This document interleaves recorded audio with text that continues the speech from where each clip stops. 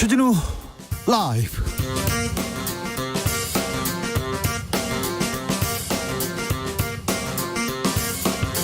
2020년 12월 10일 목요일입니다. 안녕하십니까, 주진우입니다.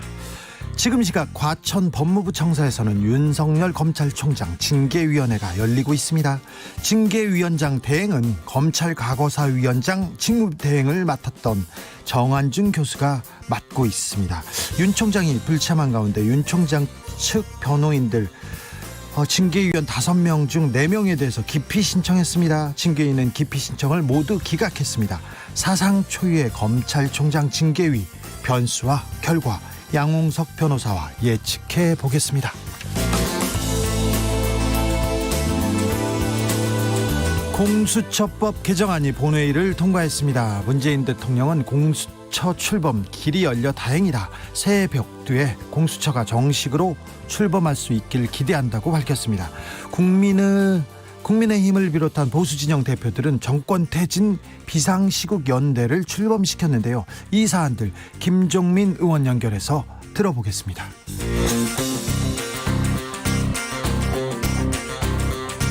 코로나 상황 매우 위태롭습니다. 정부는 숨은 감염자 찾기에 온 힘을 다하고 있습니다. 다음 주 월요일부터 3주일 동안 수도권에 선별진료소 150곳 더 생깁니다. 그 기간 동안은요, 원하면 누구나 무료로 익명으로 코로나 검사 받을 수 있습니다. 좀 이상하다, 혹시나 하면 바로 검사 받아보십시오. 그동안 우리는 여러 번의 고비 잘 넘어왔습니다. 이번 고비도 선제적 방역으로 슬기롭게 넘어야 합니다. 주스에서 국내의 코로나 상황 짚어봅니다. 나비처럼 날아 벌처럼 쏜다. 여기는 주진우 라이브입니다.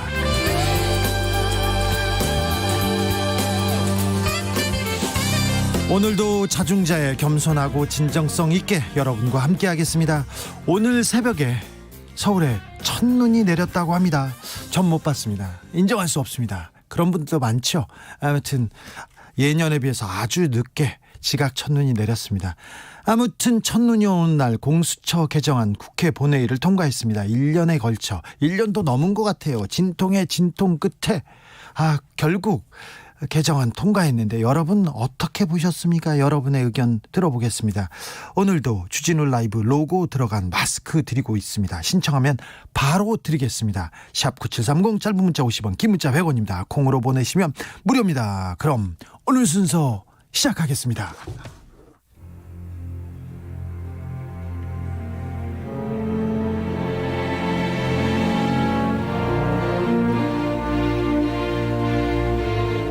나의 일은 나보다 중요하다. 오직 진실과 정의만 생각한다.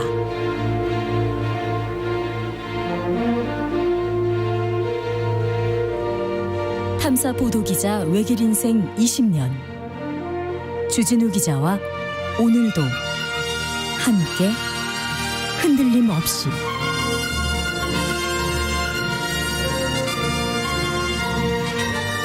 KBS 1라디오 주진우 라이브.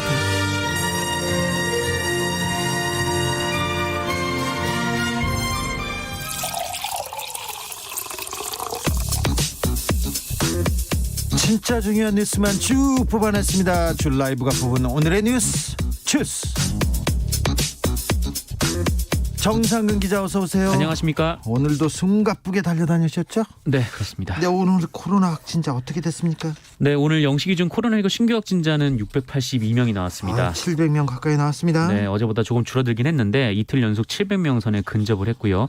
이 중에 지역사회 발생이 646명이고 또 이 중에 서울이 251명, 경기도가 201명, 인천이 37명 등 수도권이 489명입니다. 거의 500명입니다. 네, 그렇습니다. 거의 500명이에요.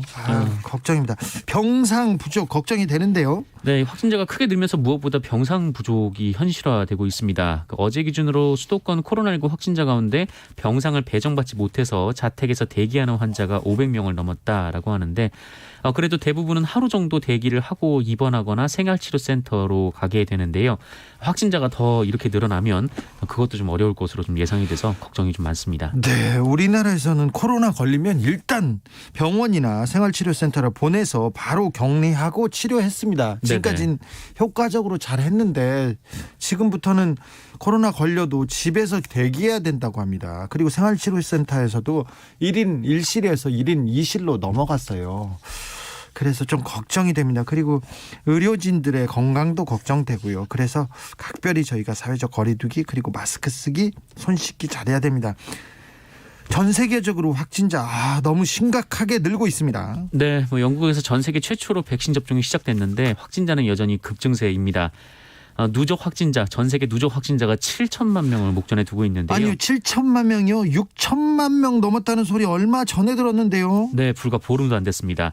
이 코로나19 확산세가 가장 심각한 미국에서는 하루 20만 명 이상의 확진자가 계속 나오고 있습니다. 20만 명이요? 네, 미국 좀 잘 좀 하지. 네, 특히 어제는 하루 사망자가 3천 명을 넘어서요. 이 최고치를 경신하기도 했습니다. 3천 명이요? 네, 이 3천 명이란 수치는 30초당 한 명씩 코로나로 인해 사망하고 있다라는 의미입니다. 예. 유럽에서는 전체적으로 16만여 명의 확진자가 어제 하루 발생을 했는데요. 이 프랑스와 영국에서 13,000여 명, 독일에서 18,000여 명 등등 강력한 봉쇄에도 하루 10,000명이 넘는 신규 확진자가 나오고 있습니다. 독일 코로나 우등생 독일 18,000명입니다. 강력한 봉쇄에도 지금 효과를 못 보고 있네요. 네, 그렇습니다. 일본도 매일 최고치를 경신을 하고 있는데요. 어젯밤 9시 기준 신규 확진자가 2,805명으로 역대 가장 많았습니다. 일본 2,800명이 넘었습니다. 네. 굉장히 심각한 상황입니다. 스위스는요, 내년 1월까지 식당, 상점, 시장 오후 7시면 모두 문을 닫는답니다. 오후 7시면. 매우 심각한 상황이라는 거, 지금 전 세계적으로 굉장히 위태로운 상황이라는 거 꼭 명심하셔야 됩니다. 우리도 일본처럼 독일처럼 갈 수 있어요. 아니, 일본, 독일 다 코로나 방역 선진국들 아니었습니까? 그런데 지금 굉장히 위태롭습니다. 우리 지금 잘 조여야 됩니다. 잘 막아야 됩니다. 백신 접종 시작해서 굉장히 전 세계가 흥분했는데 네. 영국에서 백신의 부작용 나타난 모양입니다. 네, 이 접종자 중에 2명이 알레르기 반응을 보였다라는 소식이 전해졌습니다. 이 영국에서 접종 중인 백신은 이 미국의 제약업체 화이자 그리고 독일의 바이오엔테크가 공동 개발한 백신인데 이 백신을 맞은 영국의 국민보건서비스 직원 2명이 피부 발진, 이 혈압 하락 등을 유발하는 이 아나필락시스를 겪었다라고 합니다. 그래도 지금은 치료를 받고 양호한 상태인 것으로 알려졌는데요. 다행이네요. 네, 그런데 알고 보니까 화이자 바이오엔테크가 애초에 임상 시험을 할 때 알레르기 이력이 있는 사람은 대상에서 제외를 했다라고 합니다. 이에 영국 당국은 과거의 백신 그리고 의약품, 식품 등을 통해서 알레르기 반응을 보였던 이들은 백신을 맞으면 안 된다라고 방침을 바꿨습니다. 알레르기 있는 분들은 백신 좀 조심해야 됩니다. 그 방역 당국에서 지침을 내려줄 테니까요. 걱정 마세요. 우리는 조금 영국이나 다른 나라보다 천천히 맞습니다. 그래도 그 한국 방역 시스템이 코로나를 잘 방어할 수 있어서요. 조금 있다 맞는데 이런 알레르기 반응, 부작용 보고 다 선정할 테니까 걱정 네네. 말고요. 좀 지켜보시자고요. 오늘 윤석열 검찰총장에 대한 징계위원회가 지금 열리고 있습니다. 네, 뉴스에 뉴스가 이어지는 상황입니다. 네. 일단 오늘 오전에 시작된 징계위원회는 1시간 만에 중단이 됐었습니다. 윤석열 총장 측이 이날 참석한 징계위원 5명 중 4명에 대해서 기피 의사를 밝혔기 때문인데요. 5명 중 4명 기피 의사 밝혔습니다. 네, 그렇습니다. 오늘 참석한 징계위원들은 그 위원장을 맡은 정한중 한국외대 법학전문대학원 교수, 그리고 안진 전남대 로스쿨 교수, 그리고 장관이 지명한 검사 2명으로 심재철 법무부 검찰국장, 그리고 신성식 대검 반부패부장입니다. 그리고 이용구 법무부 차관이 당연직으로 들어갔습니다.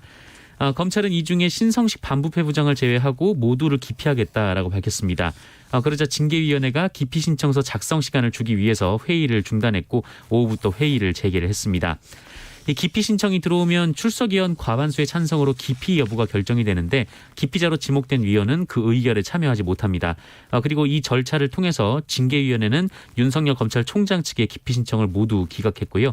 다만 앞서서 심재철 검찰국장은 스스로 회피 신청을 하면서 징계위에 들어오지 않았습니다. 지금 징계위원회가 마구 회의를 하면서 굴러가고 있는데요. 이 상황에 대해서는 양홍석 변호사와 잠시 후에 자세히 제가 짚어보겠습니다. 공수처법 개정안 국회를 드디어 드디어 통과했습니다. 네, 이 고위공직자 범죄수사처법 개정안이 오늘 국회 본회의를 통과했습니다. 어젯밤 9시쯤에 상정돼서 정기국회 회기가 끝나는 밤 12시까지 이 국민의힘의 김기현 의원이 혼자 이 공수처법 개정안을 반대하면서 필리버스터를 했었는데요. 오늘 0시가 되면서 회기가 종료가 됐고 오늘 오후에 다시 임시국회가 열리면서 투표가 이루어졌습니다. 네. 개정안은 재석 의원 287명 가운데 찬성 187명, 반대 99명, 기권 1명으로 가결됐습니다. 개정안은 공수처장 후보 추천 과정에서 야당의 비토권을 무력화하는 내용을 담고 있습니다. 이 공수처장 후보 추천위원회의 의결 정족수를 7명 중 6명 이상에 찬성해서 3분의 2 이상, 그러니까 5명으로 완화를 했습니다. 3분의 2도 굉장히 좀 높은 수치이긴 한데요. 네네. 예. 그리고 공수처 검사의 임용 요건도 완화해서요. 이 변호사 자격 보유 요건을 10년 이상에서 7년 이상으로 단축을 하고요. 재판, 수사, 조사 업무, 실무 경력 요건도 삭제를 했습니다. 그러니까 검사만 공수처 검사로 갈 수밖에 없었던 네네. 그런 경력 요건을 약간 완화해서 변호사도 갈 수 있고 그렇게 만드는 것 같습니다. 그렇습니다. 공수처법 개정안이 국회 본회의를 통과함에 따라서 이 더불어민주당은 공수처장 후보 추천위원회를 가동해서 연내에 공수처를 출범한다라는 계획입니다. 5282님이 역사적인 순간입니다. 38,000원이 모자라 불기소한 술 접대 받은 검사들, 이래서 공수처가 필요한 이유입니다. 이렇게 지적하셨고요. 7771님께서는 공수처 제도보다 운용을 잘하시길. 그러면 제도가 중요합니까? 제도가 중요하죠. 그런데 또 운용 잘해야 됩니다. 사람도 중요하고요. 자, 어떻게 공수처가 잘 굴러가는지 우리가 계속 지켜보자고요. 네. 공수처 출범 큰 관문을 넘었습니다. 그렇더니 야당의 반발 거셉니다. 야권에서는 비상시국회의 출범시켰어요. 네, 이 국민의힘을 비롯한 보수 진영의 정당 사회단체 대표들이 오늘 연석회의를 열고 폭정 종식 민주쟁취 비상시국연대라는 조직을 출범시켰습니다. 이들은 비상시국연대를 고리로 반문재인 연대를 모색하면서 조기 정권 퇴진을 위해 대동단결한다라는 데 뜻을 모으기로 했습니다. 조기 정권 퇴진을 위해서 대동단결한다. 누구누구 모였습니까? 네, 국민의힘 주호영 원내대표, 국민의당의 안철수 대표, 국민통합연대의 이재호 집행위원장, 자유연대의 이희범 대표, 한반도 인권과 통일을 위한 변호사 모임의 김태훈 회장, 신문명 정책연구원의 장기표 원장, 김문수 전 경기도지사 등 7인 공동체제로 운영됩니다. 이들은 성명을 통해서 문재인 정권을 조기 퇴진시키고 국가를 정상화한다는 대의명분 아래 일치 단결할 것이다 라면서 한가로운 지분 싸움과 노선 투쟁은 잠시 접어두자라고 주장했습니다. 잠시만요. 이 반문재인 연대 김종인 비대위원장이 없죠? 네, 그렇습니다. 없네요. 네, 이 김종인 위원장은 오늘 비상대책위원회가 끝난 후에 기자들과 만난 자리에서 이 문제와 관련해서 그 외곽 시민단체들은 그들이 할 일이 따로 있기 때문에 혼동해서 할 수 없다라며 당이 할 일은 따로 있다라는 입장을 밝혔습니다. 주호영 원내대표는 들어가 있는데요. 네, 원내대표와 당 비상대책위원장이 다른 얘기를 하고 있는 상황인데요. 네. 이 김종인 위원장은 이 필리버스터 이후에 어떤 투쟁 방법을 택할지는 끝난 뒤에 생각해봐야 한다라면서 이 법야권 연대 같은 개념을 갖고는 마땅하게 투쟁을 할 수 없다라고 밝혔습니다. 네, 그렇네요. 정의당 갑자기 지금 정의당과 더불어민주당 김남국 의원이 지금 충돌하는 양상입니다. 네, 그렇습니다. 사건의 발단은 지난 8일 국회에서 열린 낙태죄 공청회였습니다. 이 자리에서 김남국 의원은 진술인으로 참석한 김정희 한국여성정책연구원 연구위원에게 낙태죄에 대해서 여성들은 전반적으로 부정적으로 인식하고 있다고 했다라면서 그러면 20, 30대 남성들이 낙태죄를 바라보는 시선, 인식은 어떤가라는 질문을 했습니다. 이 발언을 정의당 조혜민 대변인이 비판을 했는데요. 이 김남국 의원의 발언이 어이없는 말이라면서 대체 얼마나 많은 여성이 자기 몸에 대한 결정을 두고 죄책감을 가져야 하나라고 비판했습니다. 질문을 했는데 바로 비판을 했습니다. 그런데 네. 여기서 끝나지 않고 이후에 설전 계속되고 있어요. 네, 그리고 정의당은 김남국 의원이 조혜민 대변인에게 전화를 걸어서 왜곡된 브리핑에 대해서 조치를 하지 않으면 낙태죄 폐지는 물론 중대재해기업처벌법 제정 등 정의당이 하는 건 도와주지 않을 것이다라는 발언을 했다고 밝혔습니다. 아이고. 그러면서 믿기 어려운 명백한 갑질이자 협박이라고 주장했는데요. 이 논란이 커지자 김남국 의원도 자신의 SNS에 낙태죄에 대해서 과거와는 달리 남성도 함께 결정하고 책임져야 할 문제라는 인식 아래 해당 법안에 대한 2030 낭석의 생각이나 의견 등이 조사 연구되었는지를 물었다라면서 이 정의당이 듣고 싶은 것만 듣고 보고 싶은 것만 보았던 것은 아닌지 묻고 싶다라고 밝혔습니다. 그러면서 남성의 의견을 묻지도 못하게 하는 것, 이것이 곧 폭력이라고 주장하기도 했습니다. 네. 라임 로비 의혹을 받고 있는 분이 계세요. 전직 검사였습니다. 윤곽근 전 대구 고검장인데요. 이 정치에도 뛰어든 분인데요. 이분 오늘 구속영장 실질심사가 있었어요. 네, 윤곽금 전 고검장은 현재 국민의힘 충북도당위원장이기도 합니다. 도당위원장이. 네네. 그러니까 현재도. 네, 그렇습니다. 예. 오늘 서울 남부지방법원에서 구속 전 피의자 신문 영장 실질 심사를 받았는데요. 윤곽금 전 고검장은 지난해 우리은행이 라임펀드 판매를 중단하자 우리은행의 로비 명목으로 라임 측으로부터 2억 원 상당의 자금을 수수한 혐의를 받고 있습니다. 관련해서 한창 라임 논란이 이어질 때 수사가 잘 안 됐었는데요. 이 스타모빌리티 김봉현 전 회장이 야당 정치인의 이름을 말했는데 검찰이 수사하지 않았다라고 주장한 이후 수사가 급물살을 타더니 구속영장 청구까지 이어졌습니다. 예. 오늘 영장실질심사에 출석한 윤갑근 전 고검장은 우리은행 로비 혐의를 인정하느냐라는 취재진의 질문에 정상적인 자문 계약을 체결해서 법률 자문료를 받은 것이고 변호사로서 정상적인 법률 사무를 처리했을 뿐이다라며 김봉현 회장은 본 적도 없고 모른다라고 답했습니다. 이 구속영장 심사 결과는 오늘 오후 늦게나 내일 새벽에 나올 것으로 보입니다. 그런데 오늘 김봉현 씨 가족에 대한 압수수색이 있었네요. 네, 김봉현 전 스타모빌리티 회장 측은 오늘 오전에 검찰이 김봉현 회장의 누나와 부인에 대한 압수수색을 했다라면서 휴대폰도 가져갔고 심지어 이 김봉현 전 회장 그 부인의 오빠가 장사를 하면서 번 돈까지 압수해 갔다라고 주장했습니다. 네. 김봉현 씨 측은 이 돈은 범죄 수익이 아닌 돈이므로 즉각 가환부를 신청할 예정이다라면서 이 검찰이 김봉현 회장의 혐의와 아무 상관없는 김봉현 회장의 가족 등에 대한 압수수색을 변호인의 입회조차 없는 상태로 진행한 점에 대해서는 강력하게 항의한다라고 밝혔습니다. 이 압수수색은 라임 수사를 진행하고 있는 서울 남부지검 형사 6부에서 진행했다고 합니다. 아파트 경비원에게 갑질을 가해서 극단적 선택에 이르게 한 입주민이 있었습니다. 그분이 실형을 선고받았습니다. 오늘. 네, 자신이 거주하는 서울 강북구 우이동의 아파트 경비원을 상습 폭행한 혐의 등으로 기소된 입주민이 오늘 징역 5년의 실형을 선고받았습니다. 징역 5년입니다. 네, 재판부는 입주민에게 적용된 모든 혐의를 유죄로 인정했습니다. 이 피해 경비원이 극단적 선택 전에 음성 녹음으로 남긴 피해 사실 등 이 절절한 유언이 있었는데 모두 사실로 인정을 했습니다.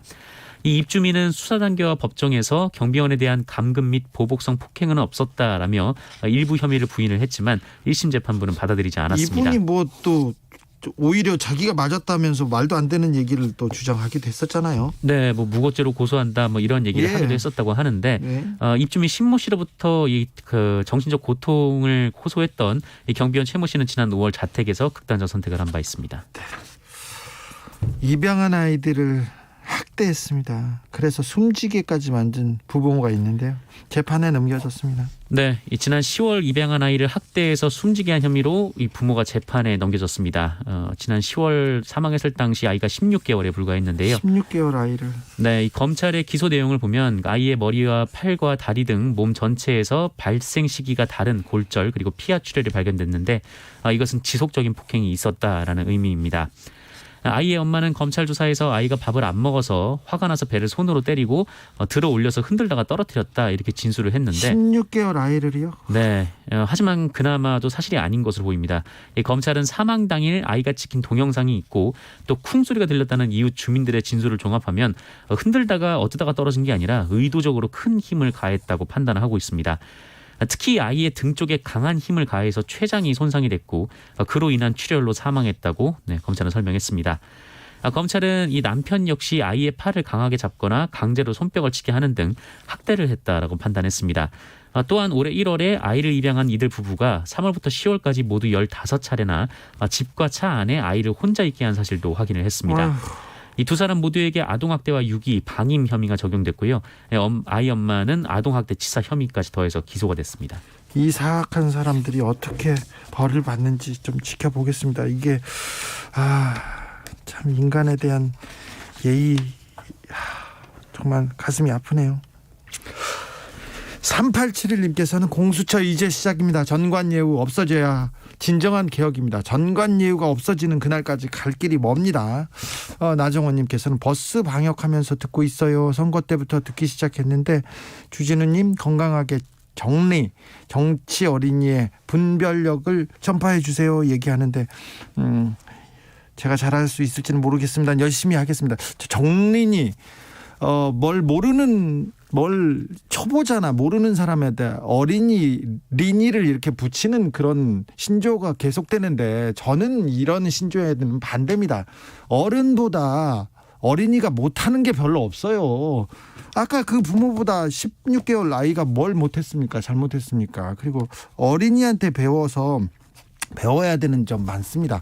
화가들은 항상 어린이처럼 그리려고 노력하지 않습니까? 시인들은 어린이의 눈처럼 세상을 보려고 노력하지 않습니까? 어린이보다 못한 어른들 진짜 많습니다. 정말 많아요. 사람도 안 되는 사람들도 많고요. 그냥 그렇다고요. 주스 정상근 기자 함께했습니다. 감사합니다. 고맙습니다. 5476님은 요즘 제 별명이 다스베이더예요. 다스베이더. 마스크 쓰고 숨소리가 너무 커서요. 답답하긴 한데 그래도 잘 써야 되겠죠. 그럼요. 마스크만이 여러분을 보호해 줄 수 있는 가장 확실한 백신이기도 합니다. 교통정보센터 다녀오겠습니다. 김민희 씨.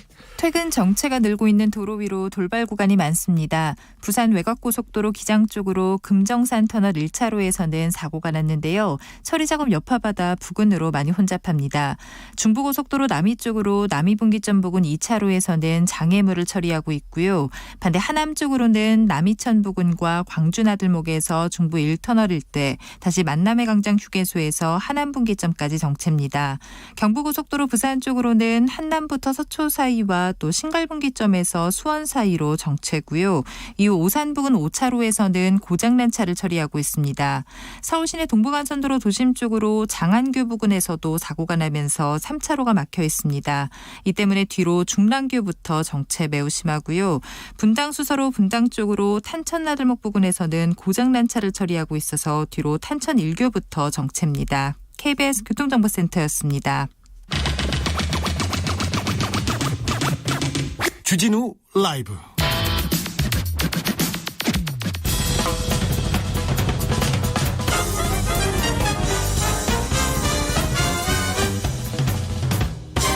훅 인터뷰. 모두를 위한 모두를 향한 모두의 궁금증 훅 인터뷰. 지금 법무부에서 윤석열 검찰총장 징계위원회가 열리고 있습니다.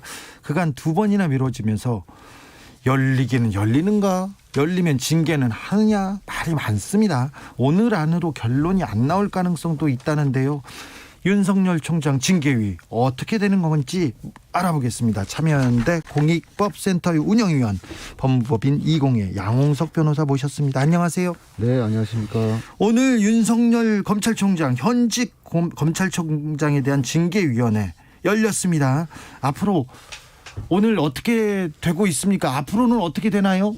지금 이제 보도되는 걸 보니까요. 이제 징계위원 4분에 대해서 기피 신청을 했는데 기피 신청은 다 기각을 했고 예. 심재철 국장은 본인이 이제 회피를 하셨다고 해서 네. 나머지 위원들이 이제 4명 남았나요? 지금 오늘 그렇죠. 네 분 남았어요. 4분 남았습니다. 예. 그래서 4분이 이제 절차 진행을 어떻게 할 것인지 이제 네. 논의를 하실 것 같은데요. 네. 이제 그 증인 신청을 어디까지 받아줄 것인지. 예. 만약에 이제 증인 신문을 한다고 하면 오늘 할 것인지 아니면은 다음에 날짜를 잡아서 또 할 것인지 뭐 이런 것들을 아마 논의하시지 않을까 싶습니다. 지금 5시가 넘었는데 지금 논의하면 네. 오늘 결과가 안 나오나요? 그래서 아마 제 생각에는 오늘 증인 신문까지 마치긴 좀 어려울 것 같고요. 예. 아마 증인 신문을 한다고 하면은 따로 날짜를 잡아야 될 것 같고, 그리고 증인 신문만 해서 끝나는 문제가 아니라 또 절차가 남았나요? 아니, 이제 징계 사유가 있는지 없는지를 좀 심리를 해야 되는데 네. 이게 6가지나 되고 그다음에 내용이 가볍지가 않으니까 예. 그것을 논의하는 데도 시간이 조금 걸릴 것 같습니다. 그럼 변호사님, 그러면 징계위원회가 몇 번 더 열릴 수 있다는 얘기인가요? 제 생각에는 이제 뭐 횟수 제한은 없지만 앞으로 한 2-3차례는 더 해야 되지 않을까. 이거 재판처럼 징계위원회잖아요. 네. 재판처럼 이거 길어지고 그러면 이걸 보는 국민들은 계속 쳐다보고 있어야 되나요? 지금? 그러니까 원래 애초에 이제 그래서 이제 감찰 과정이 충실해야 되고 예. 그래야지 이제 징계위원회를 대체로 이제 한 번에 끝낼 수 있도록 네. 모든 조사나 이제 관련자들에 대한 이제 확인 작업이 다 끝나 있어야 되는데 네. 지금 그 작업이 조금 미진했다고 윤 총장 측에서는 주장을 하시니까 예. 그리고 증인 신문도 필요하다고 하시니까 사안의 중요성을 고려해서 한두 차례 정도 더 하는 것은 이제 감수할 수 있는데 예. 이게 이제 절차적인 문제도 있고 여러 가지 문제가 있어서 한두 차례로 끝날 수 있을지 그걸 지금 장담할 수 없어서 국민들께서 이제 피로감이 좀 네. 더 커지시지 이 않을까 몇 달을 싶습니다. 지켜봐야 하고 몇 번을 지켜봐야 되면 이 피로감은 어떻게 합니까? 오늘 좀 끝내주세요, 변호사님. 몇 달까지는 안 갈 것 같고요. 그래도 네. 12월 중으로는 끝나지 않을까. 몇 그런 차례는 더 하고 12월 예. 중에는 끝나지 않을까 이렇게 네. 예상한다고요? 그간에 아까 징계위원 기피 신청도 있고 여기건 기각됐습니다. 검사 징계법 위헌 소송도 있었고요. 여기 오늘 징계위원회가 열리는 데까지도 굉장히 힘들었어요. 그렇죠. 네. 예. 그런데 법무부에서는 윤 총장이 소명 기회를 여러 번 부여했는데 조사 안 하고 수령 거부했고 대면 조사 거부했다. 그래서 이렇게 징계위원회까지 왔습니다. 그전엔 또 징계위원 명단 공개 요청도 하고 이 징계위원회가 열리지 않으려고 윤석열 총장이 할 수 있는 수는 다 썼습니다. 절차적인 권리니까요. 그거는 당연히 충분히 주장할 수 있는 거라고 생각을 하고요. 예. 모든 권리를 다 썼다고 보기에는 안 쓴 것들도 좀 있기 때문에 아, 그래요? 예, 다 썼다고 보기 좀 어려울 것 같고요. 징계위원회 명단 공개는 사실 오늘 다 이미 다 공개가 됐더라고요. 네. 기왕에 사실은 공개될 수밖에 없는 사건인데 징계위원회 이제 위원 기피권이 징계 혐의자 측에는 있는데 네. 그걸 서면으로 하게 돼 있습니다. 그러면 서면으로 하려면 미리 알아야 되죠. 예. 그러면 위원 명단 정도는 사실은 징계 혐의자에게는 알려줘야 되는데 예. 그걸 안 하죠.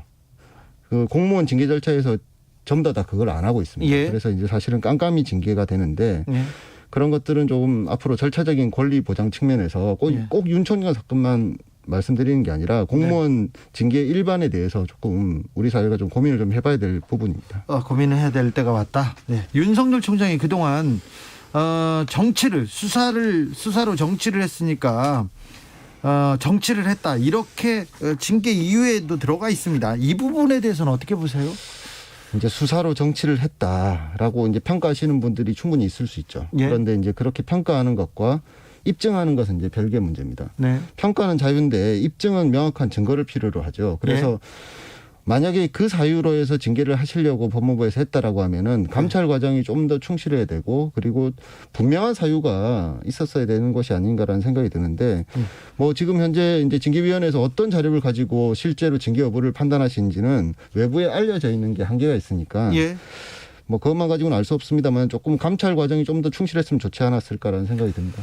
참여연대는 검찰 개혁 그리고 공수처 출범을 위해서 가장 강력한 목소리를 내온 시민 단체입니다. 근데 참여연대에서도 여기 징계위원회 전에 감찰이 좀 더 꼼꼼하게 진행됐어야 한다 이렇게 보시는 거죠? 제가 참여연대 입장을 대표하는 자리에는 있지 않고요. 네, 그런 성명서가 나왔지 않습니까? 예, 그런 지적을 참여연대도 했었고요. 예. 근데 누가 보더라도 사실은 검찰총장이란 자리가 갖고 있는 중요성이나 예. 그리고 이 사안이 갖고 있는 파장을 생각한다고 하면은 분명한 사유가 있는지 여부에 대해서 충실한 조사를 했어야 되죠. 네, 그렇습니까? 그런데 윤석열 총장이 있는 검찰 그리고 검찰 개혁은 국민의 눈높이에 미치지 못한다는 거는 국민들이 다 거의 수긍하고 있지 않습니까? 그래서 총장 책임이 크다. 그러니까 징계해야 된다. 이런 의견이 많습니다. 이제 총장이 검찰 개혁의 주체가 되느냐? 당연히 총장이 책임져야 될 부분도 있겠습니다. 네. 정부 여당이 주도하는 검찰 개혁의 방안들에서 검찰총장의 역할은 사실은 제한적이었거든요. 예. 그러니까 이제 정부 여당이 검찰개혁을 하겠다라고 했던 많은 방안들로 실제로 검찰개혁의 효과가 안 나오는 것에 대한 책임을 검찰총장에게 물을 수는 없다라고 생각이 듭니다. 예. 물론 개별적으로 검찰총장이 국민적인 열망에 기대해서 검찰을 좀 더 바꿔나가는데 좀 부족하지 않았느냐라는 지적은 해볼 수 있겠습니다만 네. 검찰개혁의 책임을 총장에게 지금 오롯이 돌릴 수 있는 그런 상황은 아니다라고 생각합니다. 네. 판사 출신 이수진 더불어민주당 의원은 이렇게 소모전으로 가면 국민들이 너무 피로하다. 국회에서 윤석열 총장을 탄핵하는 게 네. 훨씬 효과적이다. 탄핵을 논의하자 이렇게 얘기했는데 여기에 대해서는 어떻게 보시는지요? 그러니까 일단 소모전이 된 이유는 이게 정치적 불신임인데요. 총장에 대한. 네. 정치적 불신임을 이제 법적으로 풀려고 하다 보니까 조금 이게 엉킨 게 아닌가라는 생각이 듭니다. 그런 측면에서 보면은 차라리 탄핵 사유는 좀 넓게 볼 수 있으니까요. 예. 탄핵을 활용하는 것도 방법이 될 수 있다는 생각이 듭니다. 탄핵을 활용하는 것은 방법이 될 수 있다. 네. 그래서 징계위원회는요? 징계위원회는 제 생각에 지금 나와 있는 징계 사유하고 예. 그 이제 징계가 적정하다라고 말씀하시는 법무부 측의 예. 자료들은 좀 징계 사유에 대한 입증이 좀 부족하지 않나라는 것이 법적인 판단이고요. 예. 이게 애초에 이제 법적인 절차로서 진행하는 게 아니라 정치적인 불신임을 징계라는 형식을 통해서 관철하려는 것이었다라고 하면은 어떻게든지 결론은 나오겠죠. 네. 그런데 국민들이 조국 장관 수사 때 윤석열 총장이 보여준 특수부가 보여준 거침없는 수사, 너무 많은 수사 이런 부분에 대해서는 이렇게 열심히 하고 다른 부분 특별히 그 가족 관련이나 그 주변 관련 검사 관련된 수사는 잘 안 하는 소극성 이게 너무 대비된다 이렇게 지적하지 않습니까? 그거는 뭐 충분히 있을 수 있는 지적이죠. 네. 근데 이제 그게 이제 조금 논의를 좀 저희가 좀 다른 측면에서 해봐야 될 것이 예. 윤석열 개인의 사실은 문제가 아닐 수도 있다는 생각이 듭니다. 예. 윤석열 말고 다른 총장이 있었다고 하더라도 검사 관련 의혹에 대한 수사가 좀 부진하거나 미진하다라고 평가받을 수 있는 여지들이 그 이전에도 굉장히 많았기 때문에 네. 이것은 개인의 문제로 접근할 것이 아니라 제도의 문제로서 접근해야 된다는 생각이 네. 듭니다. 개인의 문제가 아니라 제도. 네. 그러니까 법과 제도에 대한 문제다.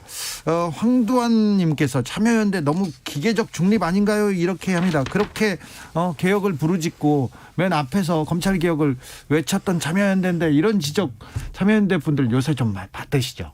저는 뭐 참여연대를 대표하는 입장이 아니라서 좀 뭐라고 말씀드리기는 어려운데요. 네. 애초에 이제 검찰 개혁이 필요하다고 말씀드린 것은 아마도 검찰권 행사의 오남용에 대한 통제가 필요하다라는 그런 공감대에서 시작됐다라고 생각합니다. 네. 그런데 이제 수사권 조정이나 이제 검찰의 이제 직접 수사 개시 범위 제한은 네.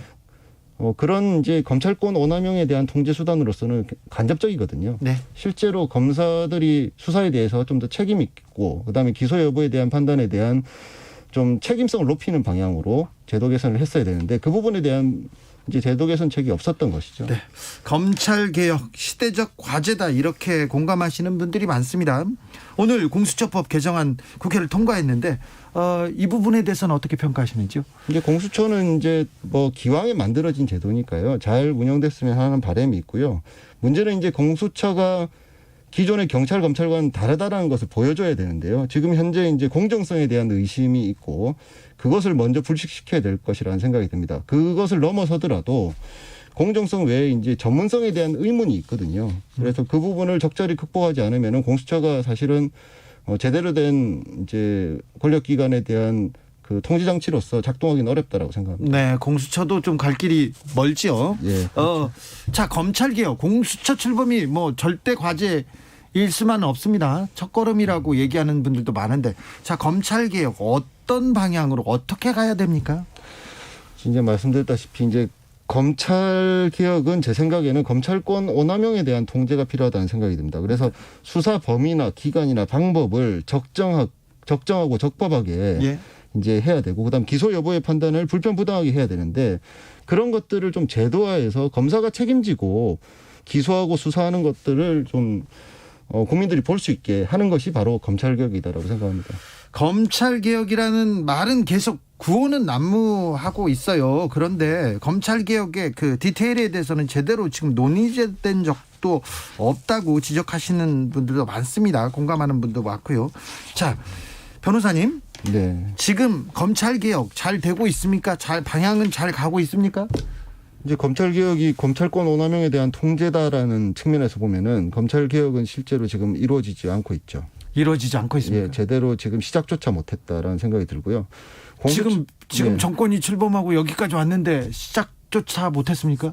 그렇죠. 애초에 그 이제 문재인 정부나 여당의 검찰 개혁 안에 검찰권 오남용에 대한 통제 방안은 없었습니다. 그러니까 실제로 검찰 개혁이다라고 볼 수 없는 것들을 검찰 개혁이다라고 네이밍해서 이제 군불만 뗀 셈인데 이제는 좀 제대로 된 개혁을 시작해야 될 때라고 생각합니다.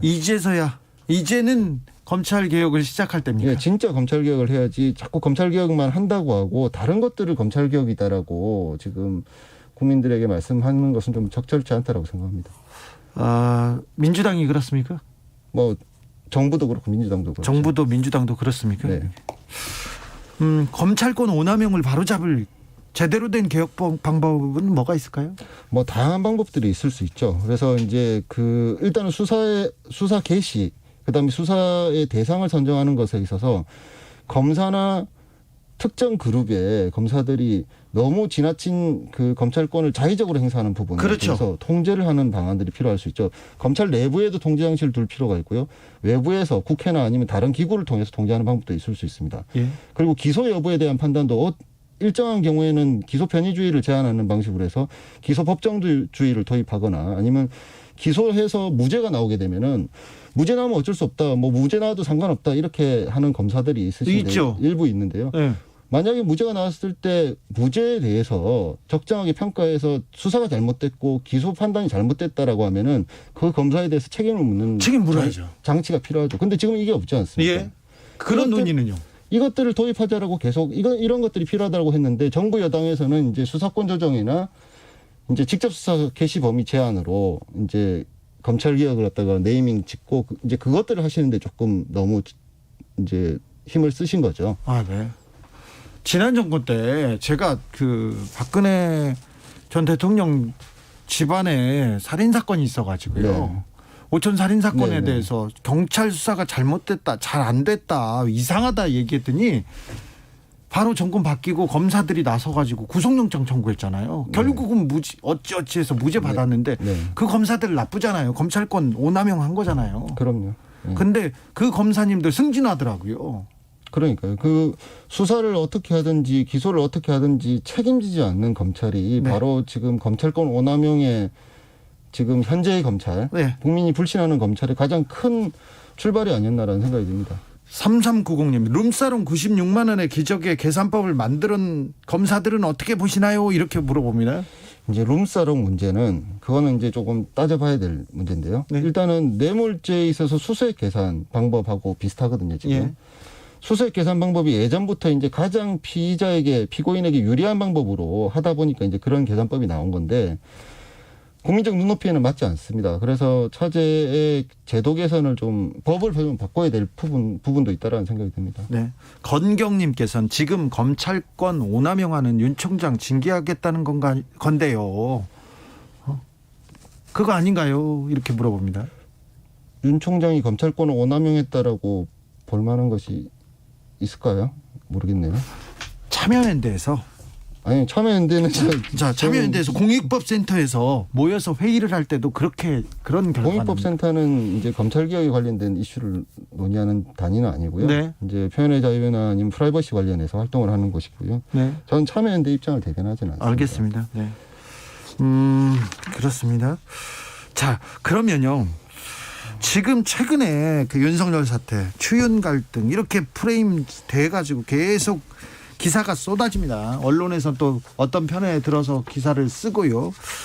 이걸 쏟아지는 기사를 보고 쏟아지는 우려를 보고 좀 생각되는 지점이 있습니까? 좀 우려하는 바가 있습니까? 이게 이제 검찰 조직의 이제 과거 검찰 조직의 잘못이나 한계가 분명히 있었거든요. 예. 국민의 불신을 받는 이유가 있었단 말씀이죠. 근데 그 문제를 윤석열 검찰총장 개인의 문제로 자꾸 치환시켜가지고 네. 윤석열만 날리면은 다 해결될 것이다라는 환상을 심어주는 것은 굉장히 위험하다는 생각이 듭니다. 만약에 이제 윤석열 총장이 어쨌든 직에서 물러나게 되더라도 네, 실제로 검찰 조직의 문제는 해결이 하나도 안 됐거든요. 네. 그러면 또 국민들에게 또 뭐라고 또 설명을 하실지 그게 참 답답하죠. 변호사님 계속 제도와 시스템의 근본적인 개혁이 더 중요하다. 이 시스템을 만들어 놓는 게 더 중요하다. 이렇게 강조하시는데 노무현 정부가 검찰개혁에 실패한 이유, 그리고 문재인 정부가 좀 근본적으로 더 생각해야 될 검찰개혁의 방법론 어떻게 보시는지?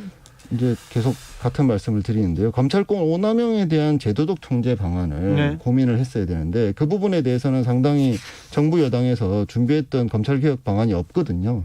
그래서 지금이라도 사실은 이제 일반 국민들도 다 혜택을 볼 수 있는 그런 검찰개혁 방안을 좀 논의를 좀 해서 실제로 제도하는 것들을 해야 된다고 생각합니다. 지금은 실제로 가장 중요한 검찰개혁의 방법론에 대해서는 논의하고 있지 않습니까? 지금은 사실 그 공수처나 검경수사권 조정 같은 경우에는 네. 검경수사권 조정은 경찰이 수사를 좀 더 검사의 통제를 받지 않고 자율적으로 한다는 네. 것에 불과하기 때문에 네. 기관 간 조정이 불과하거든요. 그리고 공수처는 검사나 일부 고위공직자들에 대한 수사를 새로운 기구를 만들어서 좀 더 공정하게 하자는 것인데 네. 일반 국민들의 경우에는 그것과 아무 상관이 없거든요. 여전히 경찰이 수사를 다 하고 검사들은 그 사건에 대해서 그냥 리뷰하는 방식으로 처리를 하기 때문에 네. 그 과정에서 있을 수 있는 억울함이나 문제들을 갖다 해소시키는 제도 개선은 전혀 없었죠. 예, 시민들을 위한 진정한 검찰개혁의 방법론, 검찰권 오남용을 통제할 제도는 뭐라고 보시는지요? 한두 개만 알려주고 가세요. 저는 기소 책임제를 도입해야 된다고 생각합니다. 검사가 기소하면 책임지도록. 책임지는 것이 필요하다고 생각하고요. 예, 그리고 수사 과정에서 검사가 직접 수사하는 사건에 대해서는 네. 최소한 영장 청구 부분에 대해서는 그 검사, 그 수사팀 말고 다른 검찰 내 다른 조직에서 그 영장 청구 여부에 대한 판단을 하도록 하는 것이 적정하다고 생각합니다. 네, 여기까지 듣겠습니다. 말씀 감사합니다. 양홍석 변호사였습니다. 네, 고맙습니다.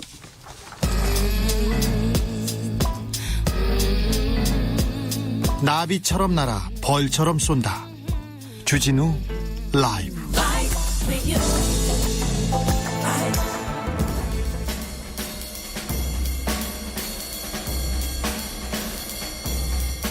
느낌 가는 대로 그냥 고른 뉴스 여의도 주필.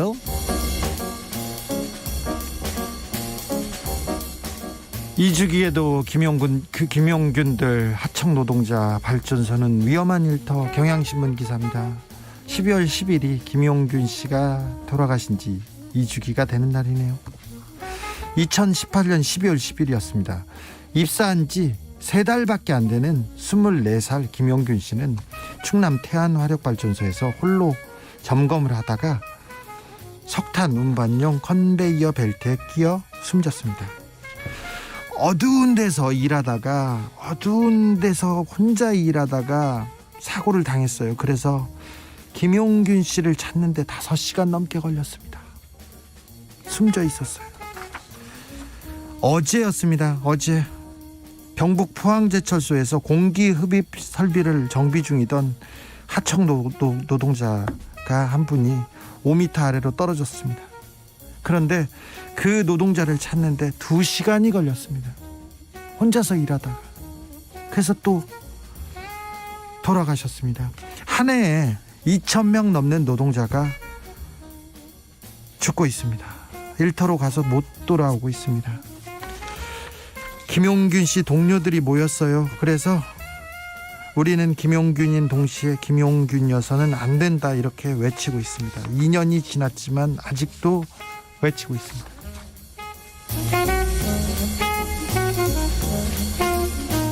N번방 페미니즘 낙태죄. 올해도 트위터 휩쓴 페미니즘. 여성신문 기사입니다. 트위터에서 전 세계 트윗을 분석해가지고 올해 이슈를 만들어서 발표했습니다. 제일 많이 이슈가 됐던 말은 한국에서입니다. 코로나고요. 1등이 코로나고 3등이 자가격리고 4위가 사회적 거리두기입니다. 그런데 2위가요, 국내 사회 키워드에서 가장 이슈가 됐던 2위 키워드는 N번방이었습니다. 5위는 페미니즘이고요. 10위는 낙태죄였어요. 그러니까 페미니즘 이슈가 계속해서 국민들한테 관심을 갖고 그 논의가 되고 있다고 합니다. 국내 최고의 화제 인물은 이용수 할머니였습니다.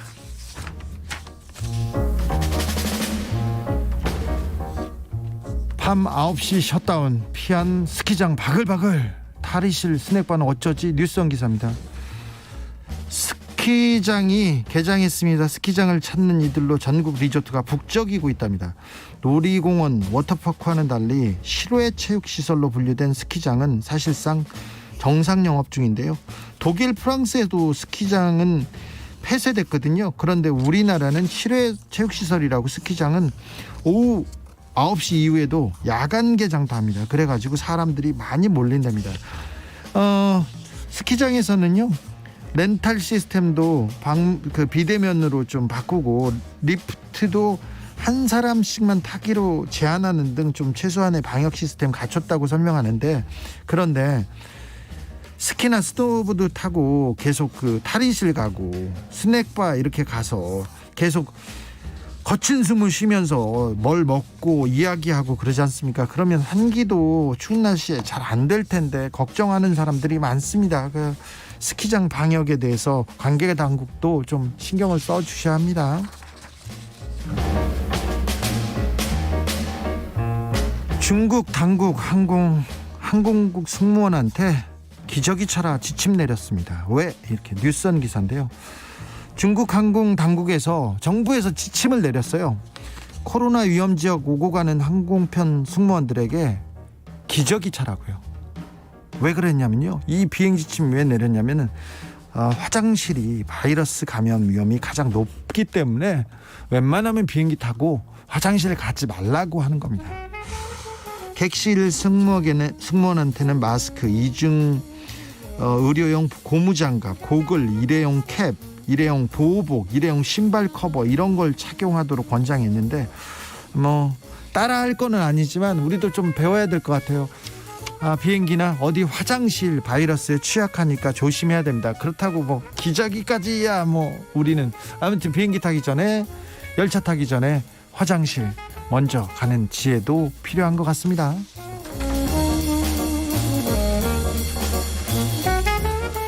당 범벅 음료수 먹어서 좋을 게 없습니다. 헬스조선 기사인데요. 먹어서 좋을 게 없답니다. 바로 음료수 말입니다. 당 함량 매우 높고 액체라 포만감이 크지 않아서 비만 위험 굉장히 높다고 합니다. 멕시코는 세계 제1위 탄산음료 소비국이라고 합니다. 그래서 그런지 멕시코 국민 10명 중 7명이 과체중입니다. 비만. 이게 탄산음료하고 굉장히 연관관계가 있다는 연구 결과 계속 나옵니다. 어린이 청소년은 특별히 탄산음료 섭취율 조심해야 돼요. 비만율하고 그렇게 비례하거든요. 그래서 고혈압, 당뇨병 같은 만성질환 갖는 어린이들도 있어요. 벌써부터 탄산음료 때문에. 그런데 몇 해 전부터 흑당음료라고, 흑당음료가 이렇게 인기입니다. 그런데 흑당음료는 각설탕 12개의 분량이 들어간대요. 한 잔에 12개. 이거는 콜라보다도 엄청 높은 겁니다. 그래서 전문가들 절대 당을 줄여야 된다고 얘기합니다. 그래서 주스는 어떤가요? 물어보는데 과일을 직접 갈아서 만든 주스 건강에 좋다고 생각하고 먹었는데 이것도 너무 많이 마시면요, 혈당이 급격하게 상승해서 당분이 대부분 지방으로 간답니다. 이거 주스 많이 마셔도 살찐답니다. 미국 심장학회, 미국 서학과학회들이 모여서 연구회를 만들었는데요. 그러니까 생후 5년간, 그러니까 어린이들은 물과 우유 말고 다른 음료수는 먹으면 안 된다, 이렇게 권고하고 있습니다. 결론이 있습니다. 음료수 대신에 물을 마시면 됩니다. 하루 5잔 이상 물을 마시면 된다고 얘기했습니다. 저는 술을 안 먹는 대신 울적하고 서글프면 베란다 나가서 콜라 한 잔 하거든요. 그럴 수도 있잖아. 달랠 수도 있잖아. 오늘 지금 들어오기 전에도 한 잔 했는데 이 기사 보니까 조심해야 될 것 같습니다. 탄산음료 조심해야 되고 주스도 조심해야 된답니다. 우리 주진우 라이브 주스는 괜찮고요. 혈당 높은 갈아 맞는 주스도 너무 많이 마시면 안 된다는 그런 얘기였습니다.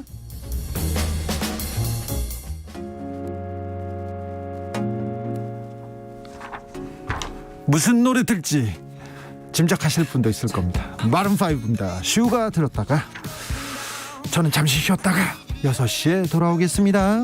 Now, when I'm without you.